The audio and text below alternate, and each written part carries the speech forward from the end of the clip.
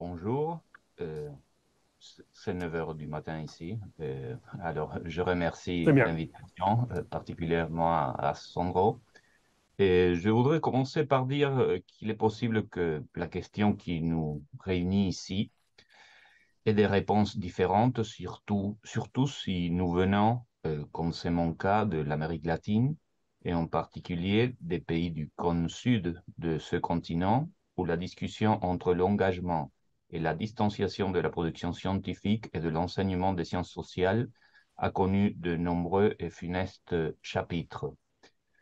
À certains moments, le débat a été formulé en d'autres termes, entre l'idée d'une université à responsabilité sociale et les positions de contestation de la politisation de l'université au nom d'un prétendu lieu de neutralité du savoir qui a été fortement déployé tout au long du siècle dernier, atteignant des points où ce débat s'est terminé en termes de répression.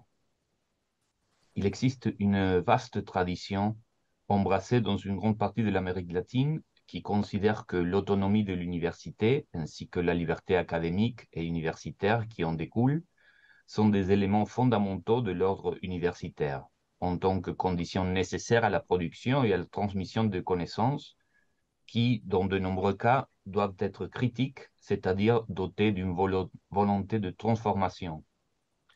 En Amérique latine, cela est lié à l'idée constante que la réalité de nos sociétés doit être changée, modifiée, afin d'éradiquer la pauvreté, le sous-développement et l'extrême inégalité qui caractérise nos pays. L'idée de la politisation de l'université a une longue tradition depuis le début du XXe siècle. La réforme universitaire de 1918, un mouvement de révolte étudiante qui a eu lieu en Argentine, particulièrement à l'université de Cordoba, et un demi-siècle avant le mai 68, est un point fondateur d'une tradition universitaire régionale. Cette université, que l'on qualifie encore aujourd'hui de réformiste, appelait à un engagement dans la réalité, et elle sera récupérée à différentes époques, particulièrement dans les années 60, par des courants critiques qui attribuaient à l'université un rôle clé, entre autres dans la formation de la citoyenneté et la recherche du développement. Cependant, ces matrices ne se sont pas maintenues dans le temps et la forte éruption des dictatures militaires qui ont marqué l'histoire de la région s'est traduite par des interventions énergiques chargées d'une politisation à prétention dépolitisante.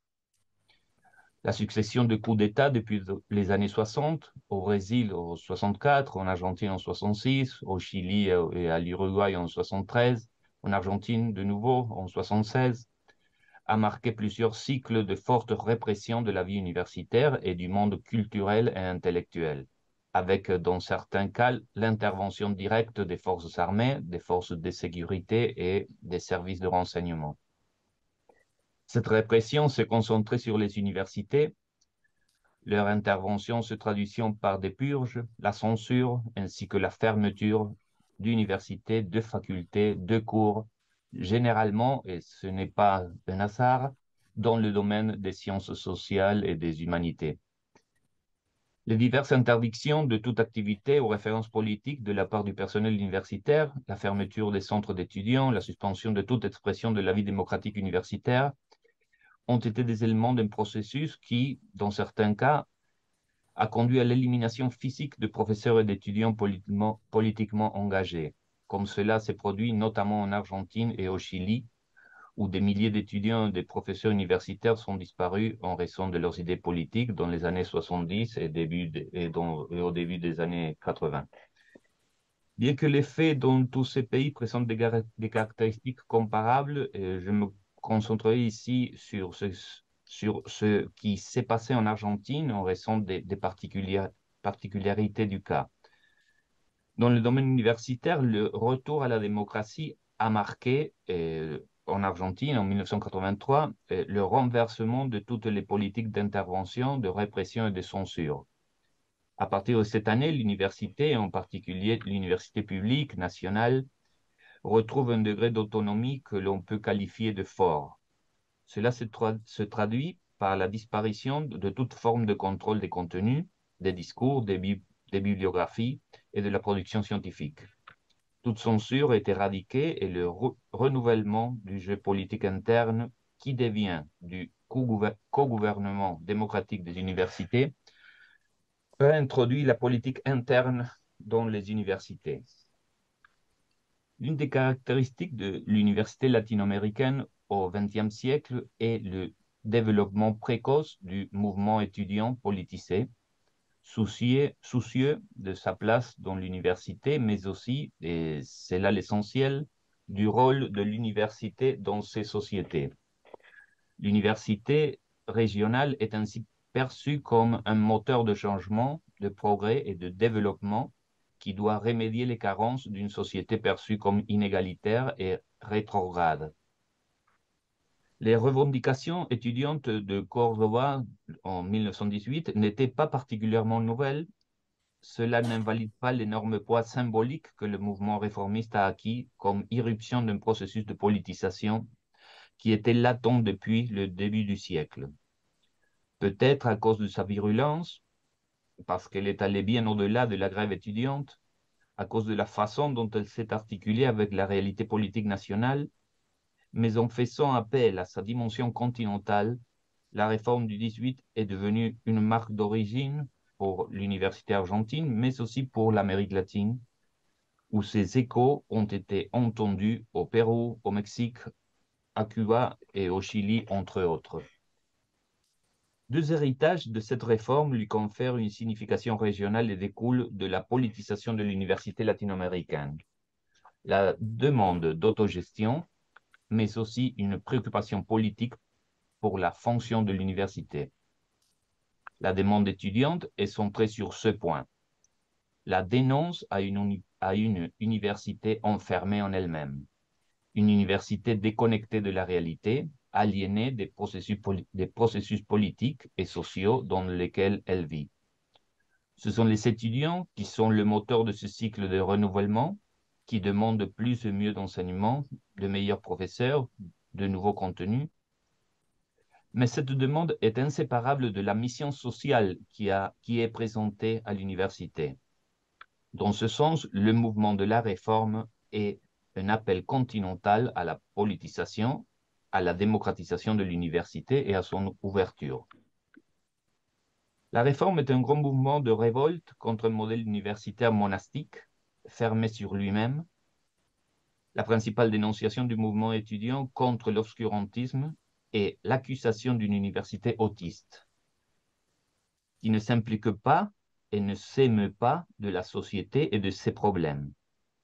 Cette université qui continue à enseigner des contenus dépassés, ridicules par leur caractère archaïque, sans être dérangée par les conditions de ces sociétés.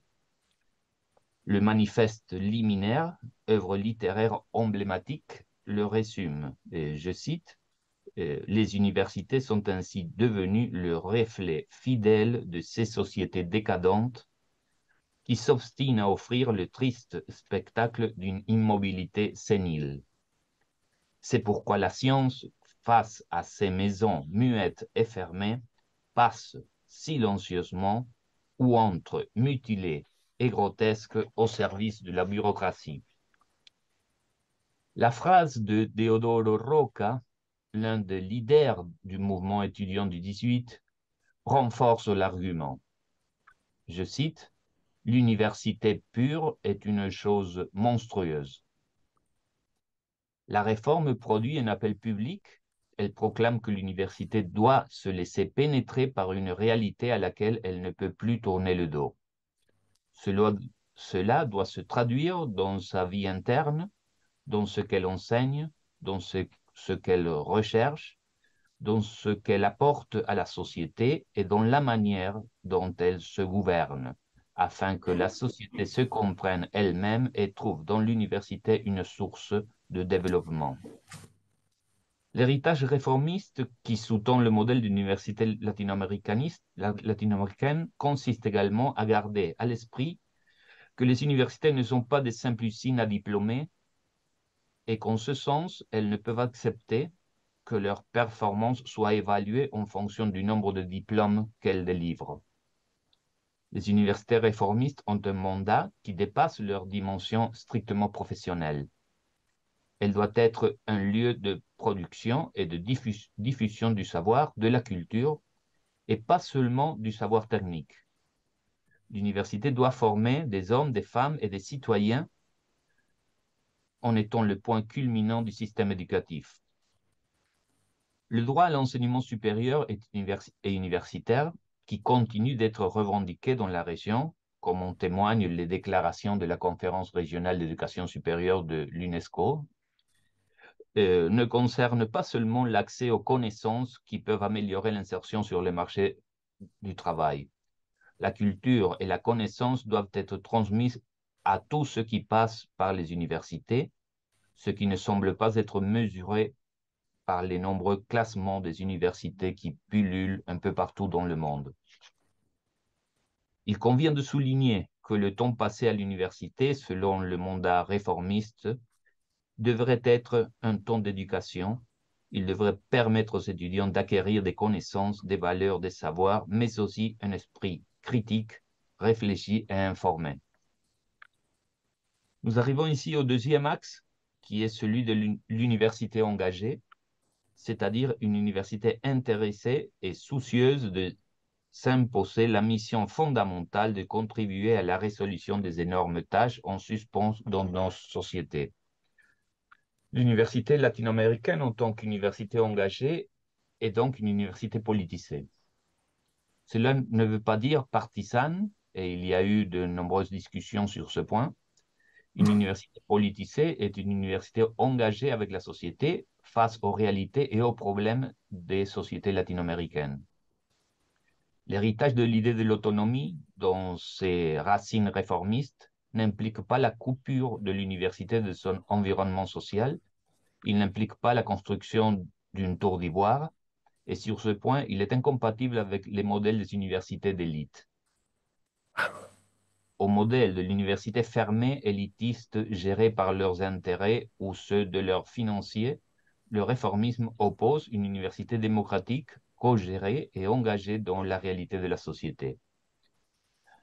Gabriel Del Mazo, un autre des grands protagonistes du mouvement réformateur de Cordoba, écrit, et je cite, « Outre les fonctions propres de toutes les universités complètes du monde, l'université latino-américaine, là où elle a été influencée par le mouvement né en 1918, vise fondamentalement à servir le peuple et l'État. C'est-à-dire qu'il apparaît en elle, plus clairement qu'en Europe et aux États-Unis, une autre fonction en plus des fonctions culturelles, scientifiques et professionnelles. La fonction sociale, celle de mettre le savoir au service de la communauté. Ce même positionnement a été reproduit dans les années 60 dans plusieurs expériences régionales comme celle du Brésil et de l'Argentine. Darcy Ribeiro et Riccieri Frondizi ont tous deux joué un rôle central dans la modernisation des universités au Brésil et en Argentine, sur le signe de cet engagement. Frondizi affirme, en se référant à ce qu'il appelle les missions de l'université, et je cite, « L'université reflète ce qui se passe dans la nation.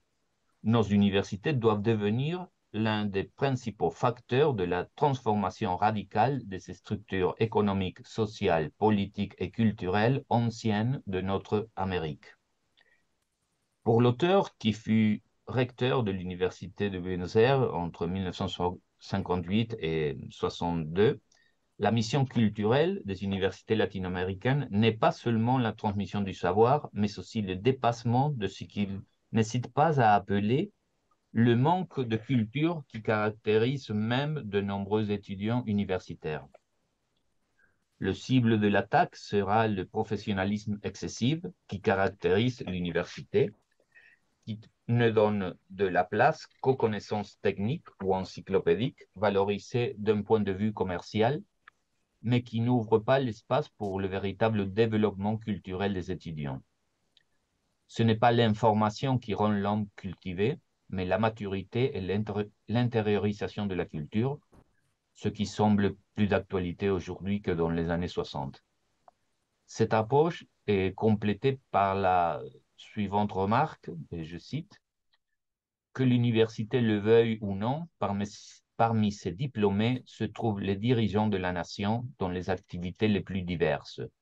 Pourquoi ne pas s'occuper consciemment de leur formation afin qu'ils puissent assumer cette responsabilité et promouvoir le développement au lieu de l'entraver? La prise de conscience sera le premier pas que l'université devra faire si elle ne veut pas négliger une mission sociale aussi importante. Cependant, cette politisation de l'université en tant que caractéristique de l'université réformiste a été maintes fois contestée.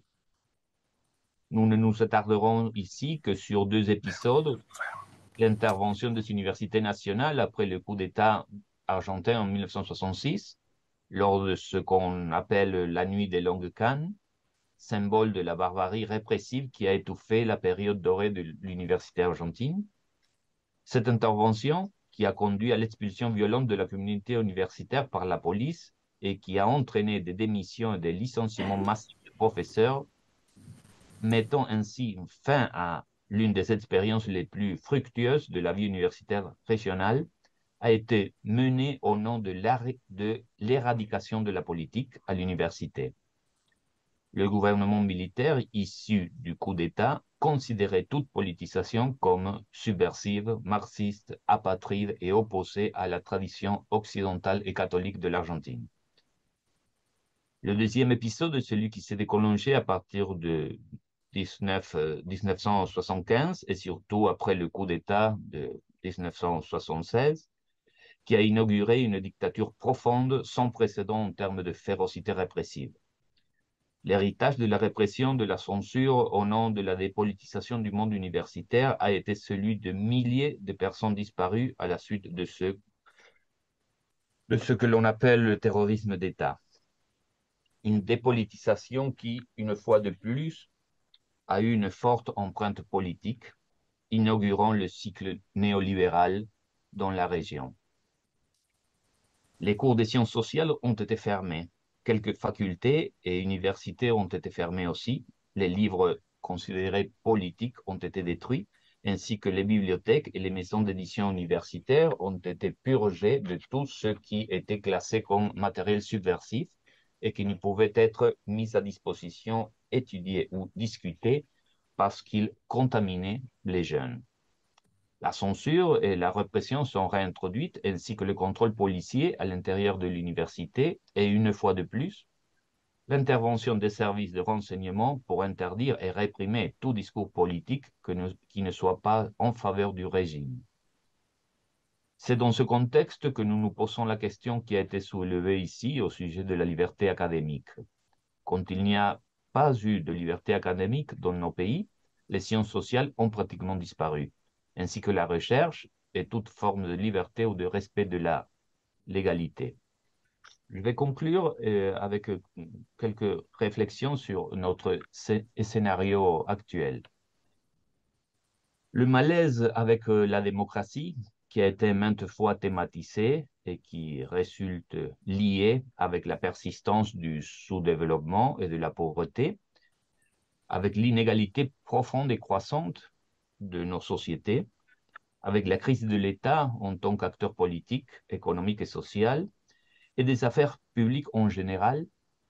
Aujourd'hui, 40 ans après le retour à la démocratie en Argentine et 50 ans après les coups d'État au Chili et à l'Uruguay, génèrent des conditions pour la réémergence de discours autoritaires au mène d'une nouvelle extrême droite qui, dans de nombreux cas, fait ouvertement l'apologie des pratiques des dictatures régionales des années 70.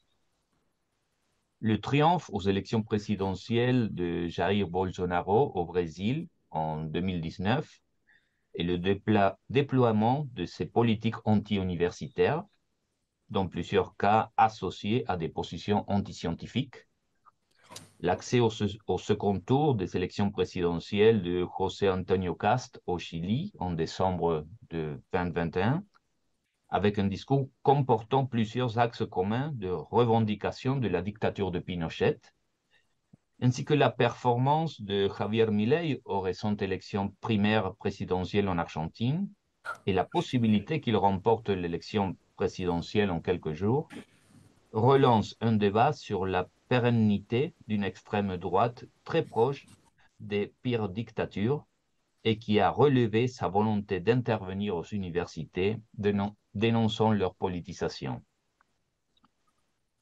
D'où leur accusation virulente de ce qu'ils identifient comme un endoctrinement et qui se traduit par la volonté de réimplanter ce qu'ils présentent comme un ordre dépolitisant, par la censure et la répression de toutes les idées qu'ils considèrent contraires au propre.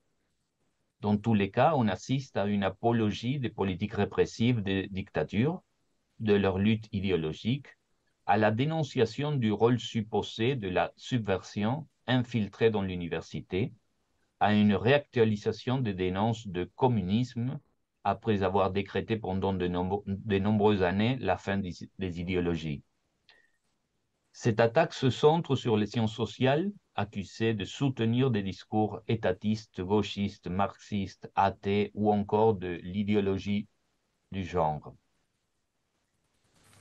Il y a aussi un processus de déshistoricisation qui rejette la mémoire du passé pour la remplacer par une appellation au futur, avec une conception de l'éducation liée sans médiation aux exigences du marché.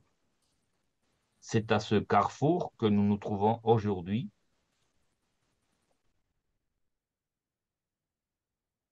Il retrouve un long débat sur l'engagement et la distanciation de nos disciplines, qui relativise la valeur des libertés académiques et des sciences sociales et humaines elles-mêmes, au nom des valeurs autoritaires qui se cachent derrière des appels prétendument libertaires et des reculs démocratiques profonds. Merci. C'est ça mon intervention.